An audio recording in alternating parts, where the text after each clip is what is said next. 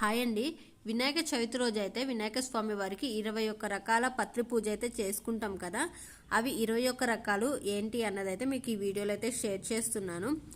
First వచ్చేసి మాచిపత్రి, వాకుడు, మారేడు, గరిక, ఉమ్మెత్త, రేగు, అలాగే ఉత్తరేణి, తులసి, మామిడి, విష్ణుకాంత, దానిమ్మ, దేవదారు, కురువం, వావిలి, జాజి, ఏనుగు చెవి, జమ్మి, రావి, మద్ది, తెల్ల జిల్లేడండి.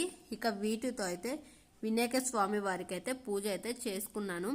ఇక మేము తీసుకున్న మారేడు దళంకి సంబంధించింది అయితే వినాయక స్వామి వారి పాదాల దగ్గరే ఉంది చూడండి. మారేడు దళం అయితే మారేడు దళంకి కూడా అయితే మారేడు కాయ అయితే వచ్చిందండి. చాలా హ్యాపీ అనిపించింది. ఇక ఈ విధంగా అయితే స్వామివారికి అయితే వినాయక చవితి రోజు పూజ చేసుకున్నాము. ఈ వీడియో నచ్చినట్లయితే లైక్ చేయండి, సబ్స్క్రైబ్ కూడా చేసుకోండి. థ్యాంక్స్.